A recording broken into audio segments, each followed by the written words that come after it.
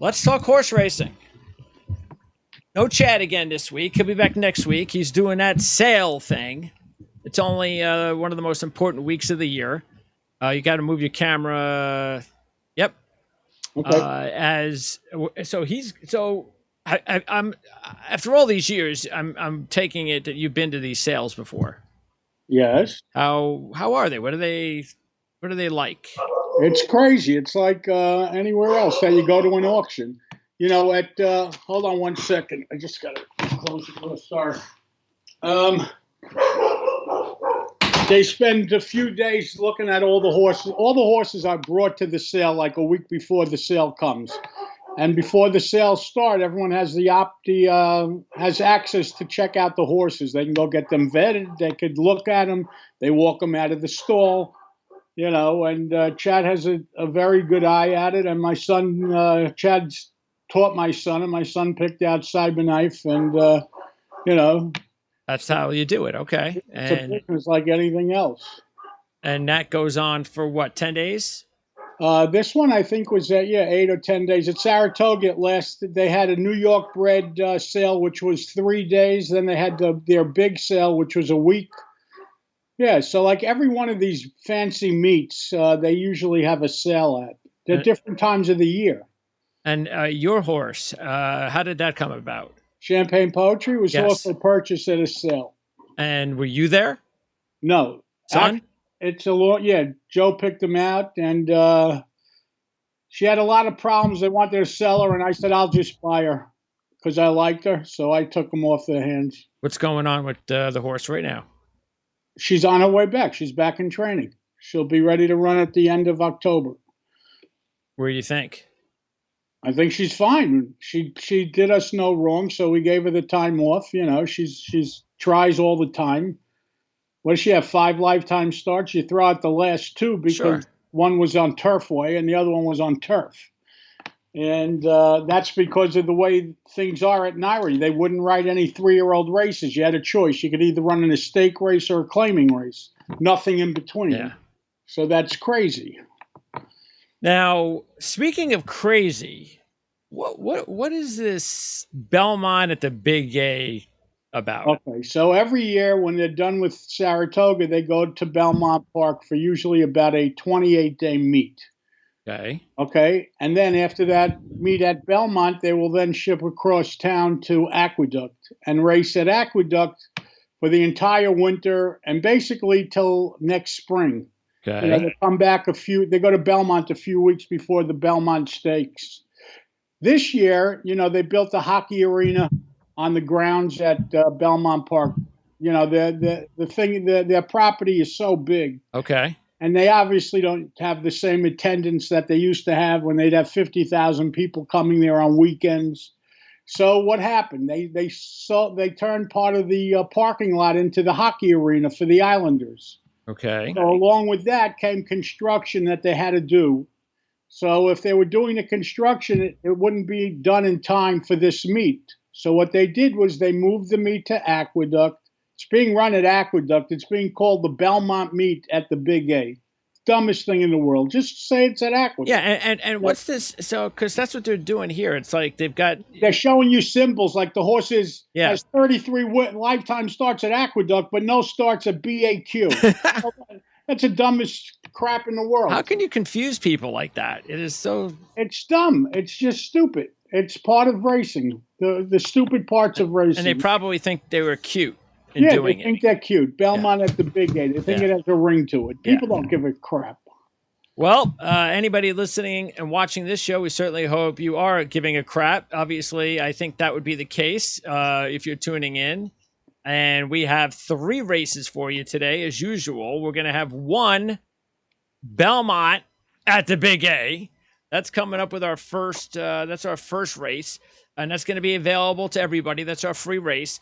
And then after that, we've got 2 races at Churchill Downs. That's only available to our viewers and our clients and customers and patrons and so forth at patreon.com/PrimeSN. You can check out the link in the description area of this page on this channel and check it out. $5 a month.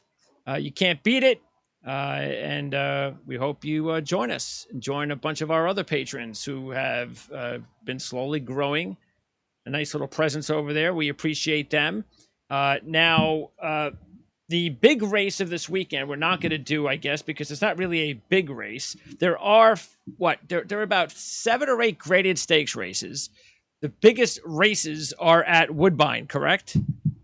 That's correct. Yeah, those are the Breeders' Cup Challenge races. But they have the problem with doing Woodbine is it's a tapetum surface. Synthetic, right? You know how I feel about that. That's fine with me. And yeah, so those are the big races. That's why we're avoiding those. And the other graded stakes races are Churchill and Belmont. I guess what would the Jockey Derby, whatever it's called, would that be the biggest race? One of them's $1 million. The other one is 500,000 or something. So there you go. So it's the jockey race. Yeah, but the problem again, they have the same problem that they have every other week. There are 5 and 6 horses in that race. But guess what? This time I'm going to blame Naira for it, because they just ran the last week at Kentucky Downs, where they had nothing but those $500,000, $1 million races, where all these horses that ran there would have been eligible for these races if they would have waited and ran the race in a month from now. What was the point to run it a week after the biggest meet at Kentucky Downs? They only have one meet there. It's 7 days. Why run these 2 races right after it, knowing that horses would be running there instead of running here? Makes no sense. Not only that, it's coming off the Saratoga meet, which was also a big meet. What was their rush to put these 2 races together this weekend? And they had big cards too at Kentucky Downs. That's what I'm saying. Yeah. That's the Jockey Club Derby Stakes. So that would be like considered the biggest race with 6 horses in the field, and Classic Causeway is like that's the name horse. No, he's not. What about Nation's Pride, the other horse? Isn't there a Nation's Pride? No, I said named horse because I don't have Nation's Pride. That's a Charles Appleby horse that ran in all those big. Isn't he in that race? Well, yeah, he ran in the Belmont Derby. Okay. And the Saratoga something. Yeah. So. Classic Causeway, of course, ran in the Triple Crown, so that's what I was saying. But he didn't get good till they put him on the grass. I mean, he was good before, obviously. He ran in the Derby, but his last 2 races, they switched him to the turf, if you remember, and he actually ran very well on both of them. And those are the favorites, the even money shot and the 2-to-1 shot in a 6-horse field, so we'll be avoiding that race. And they look a little better than the rest of the horses in the field, to be honest with you. So, all right, so the first race, though, is at Belmont at the Big A. 6 furlongs. It's race 8. This will go off about 4:40 on Saturday. How's the weather going to be? It's beautiful. And this is outer turf. What's the difference between outer and inner? Just like the Widener and the inner at Belmont, there's 2 turf courses, one inside the other. The one inside the outer is the inner. The one outside. What's the difference in? Nothing. Okay. Nothing. They just you don't want to beat up one turf course. Obviously, turf courses, the turns are a little sharper because it's inside the other one. Makes sense. The purse is 105. 3-year-olds and up, which have never won an 18,000, which have never won 18 grand other than maiden claiming, etc. And you know what? We haven't had races like this in a while, so and it's good. As we said the other day, it's a lot harder to make money. You have a full field, so that's what's good. And that's good too. Yeah, the favorites, in my opinion, in this race are not better than the other horses. No, they're beatable. I think this is a good betting race. We'll start with the 1, King Angelo. This is one of those favorites at 3-1. Now, this is a respectable favorite because you see the sheet line. Did nothing but get better in all 6 races last year, from 18 all the way to 10. Then took about, 7 months off. Started with a 14 in June, came back with a 10 in July. We haven't seen it. So it's been a couple of months, though, since we've seen King Angelo at 3-1. Yeah, this horse is fine. I mean, again, this is one of the favorites in the race that I think actually has a shot. And listen, he never really runs a bad race. The last race was 5.5 furlongs at Saratoga. So now he's being asked to go that extra half a furlong to 6 furlongs. However, that being said, 3 races back at Aqueduct, he ran a 10 at 6 furlongs, and that's the same situation he's going to run into on Saturday. Yeah, but keep in mind, this is Belmont at the Big A. but it's still Aqueduct. The I race know. is still at the same. Don't do that to me. I didn't take a double take. Hello. The 2 is a Ike guy is a 15-1 shot, has 18, 18, 14, and Peter Miller has given the reins over to David Jacobson. I would say Jacobson probably bought this horse privately, and he has little or no chance, in my opinion. Outlaw Kid, the 3 is a 6-1 shot. Castellano on board. Only 2 races, but first race was a 20. That was a dud. Came back strong with a 10 last time out, but this is what the B word is all about, isn't it? Not necessarily. He's lightly raced. And what made him run the 10 last time off the layoff was the fact that he was gelded prior to that 10. So they gelded him, and a lot of times that makes a difference. When a horse is gelded, they come back as different horses. Okay. This is actually going to be my top selection because he's lightly raced.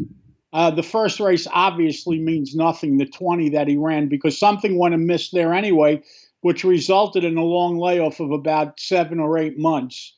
Then he was gelded in the intern. So the fact that he's coming back close, he's 6-1. If he's really this price, this will probably be my top selection. What number would you avoid this horse at? What number? 4-1? Yeah, 7-2, 4-1's as low as I would go. Let's go to the 4, Phantom Smoke. You got Clement, you got Pratt. That's a good combo, but we don't see anything better than a 14, which has occurred over the last 2 races. Listen, the horse is improving, but at 7-2, yeah. I don't want any part of him at 7-2. He's yet to run a 10 that either the 1 or the 3 have. Why would I play him?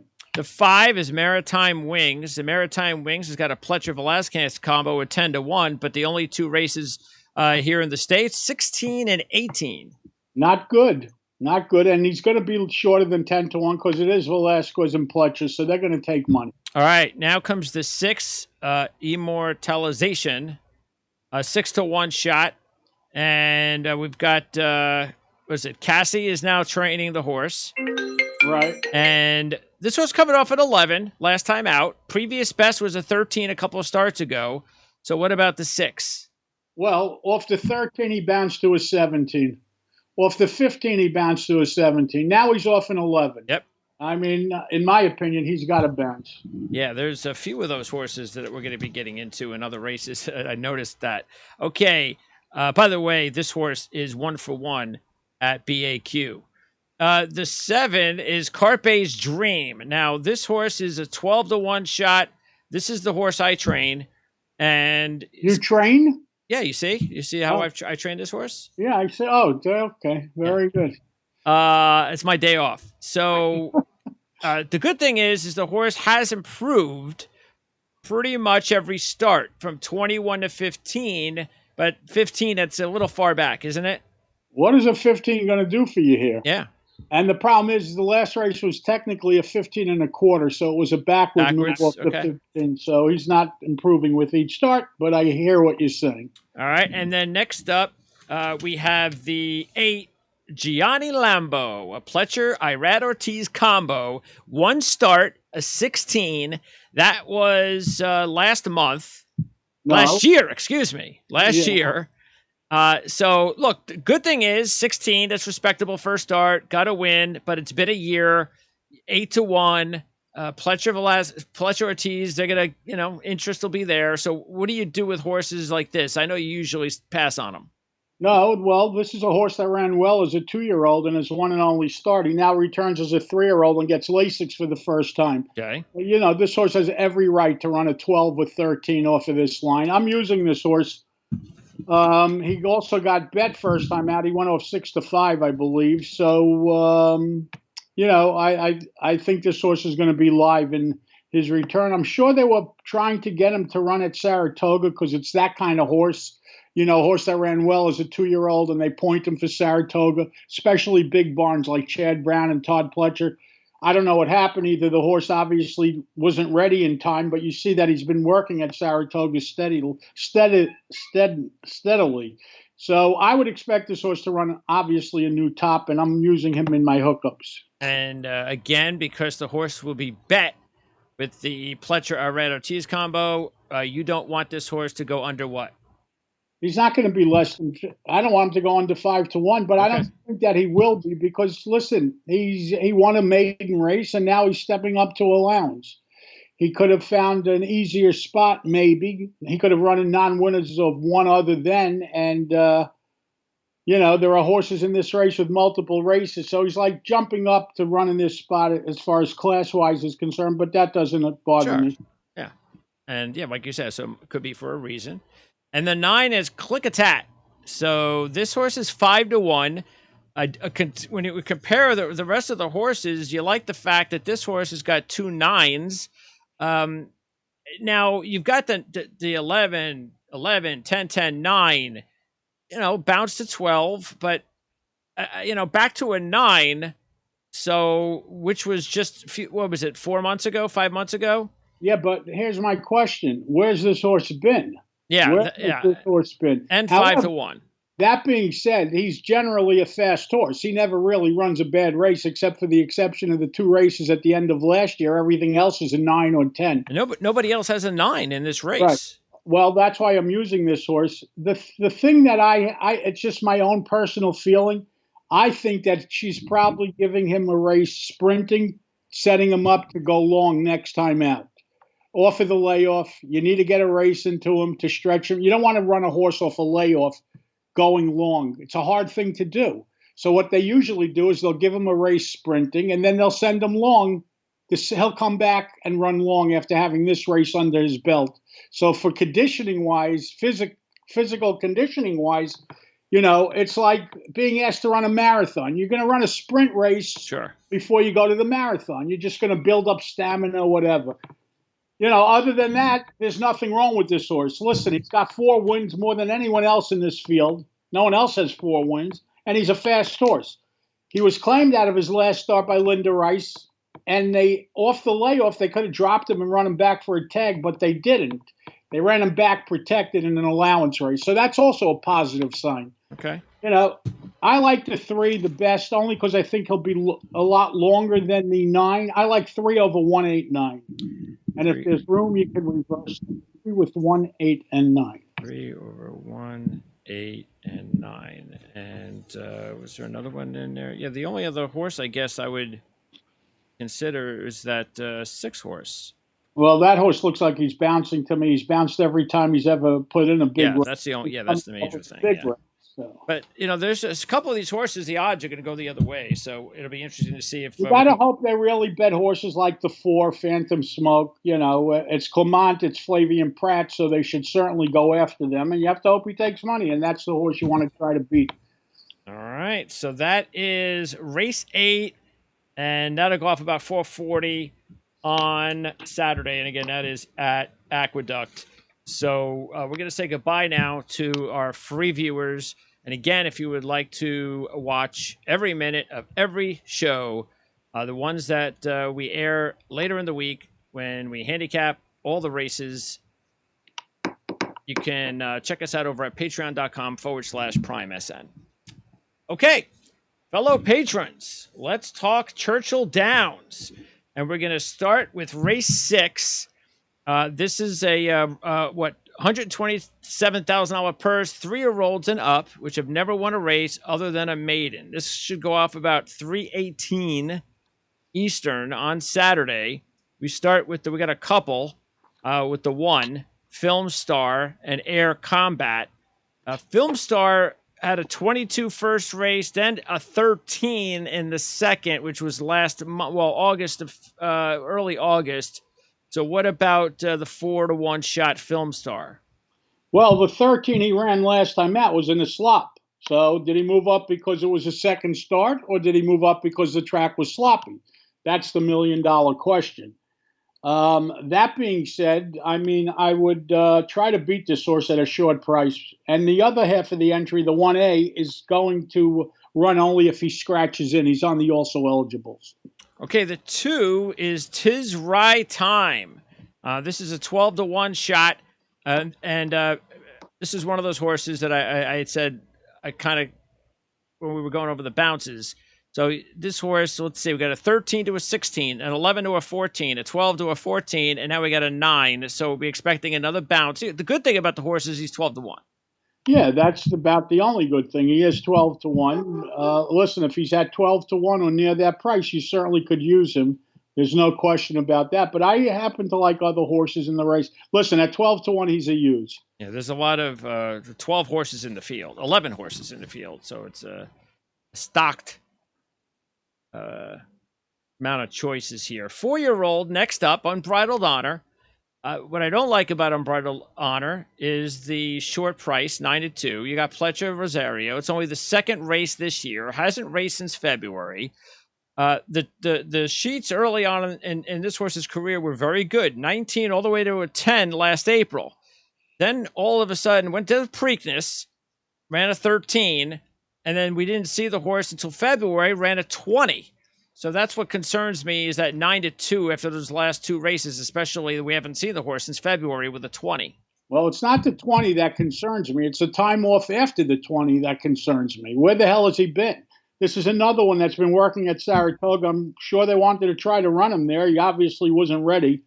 I don't like this horse. If he wins, and he's going to be bet. You know, he's 9-2 on the morning line. It's Pletcher and Rosario. Everyone sees that he ran in the Preakness. Yep. I don't want this horse. Uber Kirk, a 15-1 shot. This is the 4 horse. There are some things to be intrigued by this horse at 15-1. Let's see. If you look at it, 12 out of 22 on a fast track with 3 wins. Has won 3 times at Churchill. Has got 2 9s in the last 3 races. One of those 9s was a mile at Churchill. That was in June. Came back and ran a 15 in August. And where was that track? Ellis Park. Ellis Park. So again, you know, got a horse that's got a couple of 9s recently, including a mile, Churchill Downs at 15-1. I love this horse. Those 2 9s, both of them were run here at Churchill. Both of them. The 15 last time out was run at Ellis Park. Fine. You know, if he decides to make a forward move and run either one of those 9s, he's going to win. And the best part is he's 15-1. So why wouldn't I take this horse? Absolutely. You know, those 2 9s are staring you in the eye. I understand he's now a 7-year-old and maybe the 9s hurt him. Could be, but I'm willing to take a chance at a price on this horse. Okay. The 5 probably doesn't belong here. Ignitus, 30-1 shot. Underlay at 30-1. Okay, next. That's your buddy, Dwayne Lucas. You love him. Jeez, why is it always Lucas with the big long shots? I have no idea. Next up is another one of those favorites that I think the odds are too low. Brigadier General. This horse, after running an 11, best race 11, that was in April, 14, 13, 15. So I just can't take this horse as a favorite. This is a ridiculous horse at 3-1. I don't want any part of this horse at 3-1. He wins, I'm ripping up my tickets. Sunday Breeze, a horse that doesn't belong yet. Nope. The 8. Now we start to get to some other interesting horses. Policy Option at 20-1. I think this horse is interesting enough because yes, it's mainly a turf horse, but on the 2 races on dirt, including the last race at Churchill Downs at 1 mile, the horse ran a 13. Then came back on turf and ran a 12 and a 10. So, you know, I mean, at 20-1, I'm going to throw this horse into my exactas. Me too. I agree with you. Listen, his turf and dirt races are in line. He ran a 13 on the turf. He bounced to the 17. Then he ran the 13 on the dirt with trouble at a mile at Churchill. Exact same distance and situation. The only problem I have with him is he's probably reacting. Because if you look, whenever he runs close, like last year, 12-18, or this year, 13-17, you know, and he's now 5 years old, and it was a top last time out. But, price always dictates, I should say. And listen, if he's 6, 7, 8-1, I don't want him. But anything else, you know, if he's a price, how could I not use him? All right. Next up is the 9 Pro Oxidant. Now, very impressive to come out in your first start and run a 10. And that was a win at this track. And that was last month. So that's good, but 5-1. Listen, not easy to win going 7 furlongs first out. It's actually like the hardest distance to win first out because it's not a sprint and it's not a route. It's somewhere in between. Okay. And when you run a 10 first out, that's impressive. But that being said, who knows where he's Yeah. going? Is he moving forward? Is he repeating? Is he bouncing? We have no history on this horse. All I could tell you is that they thought enough of him to make him 3-1 his first time out in an 11 horse field. It's got to count for something, and I would use him. Okay, next up we have the 10, Drive for Fun. So I like this horse. Drive for Fun. Now it starts with a 20, then comes back. Churchill, 1 mile, runs a 10. Bounces a little bit to a 14 in his first start since November. Well, actually, that was just a couple months after that, but that was 14. So obviously, the main issue with the horse is the time off. But if I can get 10-1 or higher, then it might be worth throwing a few bucks in there with this horse. Well, the main issue with this horse is soundness. He runs 3 races. He's a 4-year-old that has 3 lifetime starts. Not only that, he ran those 3 races between October and January. Yeah. He was nowhere to be seen after. Yeah, something happened. He was nowhere to be seen at 2 or 3. So for that reason, I think you have better options at bigger prices. The 11 is Ollie Meister, another long shot at 15-1, 14 first race, switched trainers, 21 at Churchill, so that's not good. Came back with a 15 at Ellis Park last time out. But do you think we're going to get a forward move with Ollie Meister? Probably not. Probably not. I would try to beat him. Depends on the price, I guess, but I'm not a fan. And then the last horse is Gulfstream Way. Now, Gulfstream Way, 7 out of 9 lifetime with 3 wins. Got 3 wins out of 6 at Churchill, so that's nice. Very consistent horse as far as the sheet lines, and including the last 4, 10, 11, 11, 12. The horse is 6-1. What about Gulfstream Way? Yeah, he's fine. I mean, you could certainly use this horse. Why not? He fits. He definitely fits. Okay, your play? I'm going to key the 4, Uber Kirk, and then I'm going to shop for horses underneath. Possibly the 1, possibly 8. The 2. Huh? The 8.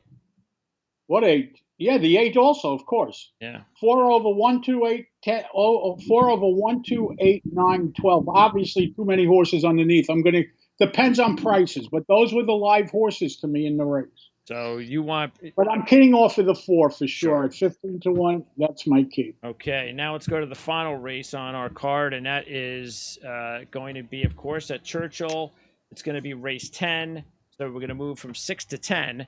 So that's 5:25 Eastern, 5:26 Eastern on Saturday, 6 furlongs. Louisville Thoroughbred Society Stakes, purse $275. This is for 3-year-olds and up.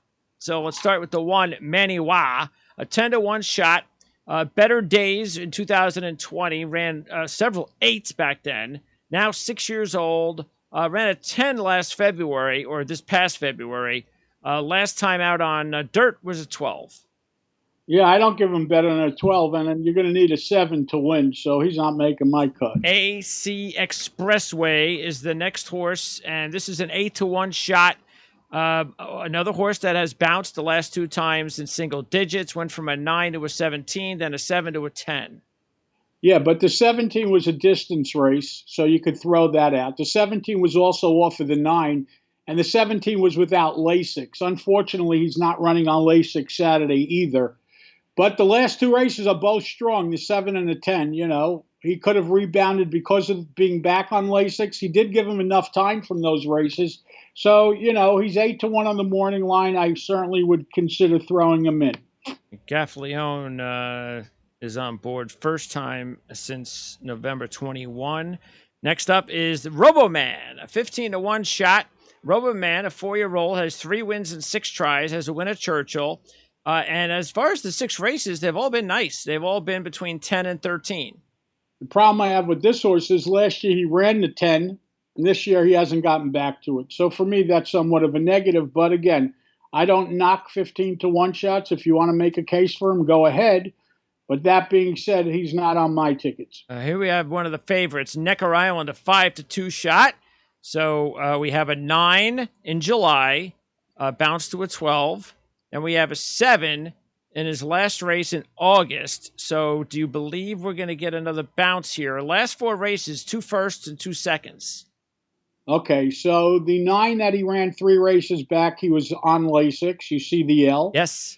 The 12 was without Lasix off of the 9. Then he went back on Lasix last time and ran the 7.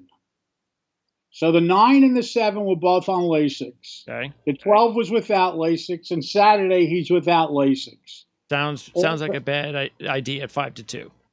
Exactly. So at 5-2 off of a 7, good luck. Let him beat you. You know, if you're king someone long, fine.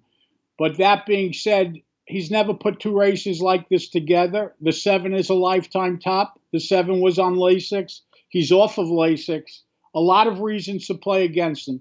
When you get a price horse, you look for excuses to play him. When you have a short priced horse, you look for excuses not to play him. And that's the excuses, and they're legitimate excuses, what I'm coming up with. All right, the 5. This appears to be the best. Might be the best way to go. This horse has 4 career 6s. Ran a 6 in February, 17 after that, but came right back. 17, 13, 7. So why not expect another 6 of the 6-1 shot miles ahead? This is my top selection in the race, along with yours, I guess. Yeah. He's the fastest horse in the race. He has time off. He's 6-1. He runs without Lasix. Everything is right about this horse. The only knock, he's 0-2 at Churchill, but I don't care about that. Saturday, he'll get his first win at Churchill. Yeah, well, and at least they've come in the last 2 races, and he's improved from the first to the second time. Exactly. I hope we get 6-1. Yeah, me too. Isolate, 7-5. So this is one of the favorites. Joel Rosario on board. And you can see why. There's, let's see, 5 10s in the last 7 races, including an 8 in February. That 8 was at Fairgrounds on Slop. This horse is fine, except for a couple of things. First of all, he's 7-5. Yeah. He has 1-8. He's yet to run the 7 that the 5 already has, and the 5 is 6 times the price. Well, the 5's got the 6s. Yeah. Okay, that's even better. Yeah. So why am I making a case again for a short price? I do not know. Okay, good. All right, the 7 is a 5-1 shot, Top Gunner. Now, if you can explain to me why the horse had some issues the last 2 races that we can scratch out, why not Top Gunner? Because this horse ran a 6 in February, 3 7s after that, but then those last 2 races occurred. So what happened there? Well, last time it says he had big trouble. That was at Prairie Meadows, so who knows? The 11-2 starts back was off the flat line. He had somewhat of a flat line, 7, 7, 7. We don't like that. We want to see you go in some sort of direction, either good or bad. Listen. So we could basically draw a line through the 19. The 19 you could definitely forget about. So this horse should be up there. I mean, it would be nice to do a 7-5 exacta. Well, yeah, 5-7 exacta for sure. Yeah, I'm using them. Okay, and then the last horse is a long shot that's coming off back-to-back 11s. Yeah, he's a little slower, and he's probably reacting off of the last 11 because these are 2 efforts in his last 2 races. I think he's going backwards, but he is 30-1 for people that want to make a case for him. I like the 5, clearly the best miles ahead. I'm putting him over the 2, AC Expressway, the 6, Isolate, and the 7, Top Gunner. 5 over 2, 6, 7. You can reverse them small if you want. The whole edge of the race is trying to beat Necker Island, who will be the favorite. Now, next week, Chad returns as we go to Parks for the Pennsylvania Derby. So there's a lot of big. Is that like that's their premier day, right? Yeah. I mean, it's $1 million race. So, and then the week after, and by the way, it really gets cooking every Thursdays. Because after that, we've got the Awesome Again, the Santa Anita, the Awesome Again and the Vosburg. Then the week after that, we've got the Phoenix, we've got the Thoroughbred Club of America, and several others. After that, I mean, it just keeps going on and on. So we've got a nice couple of weeks. Definitely the next 2 weeks are going to be really good shows and good races. So we hope you join us. Good shows. The results may not always be good, but the shows. Yeah. All right, John. Thank you, my friend. I'll see you next week. Adios.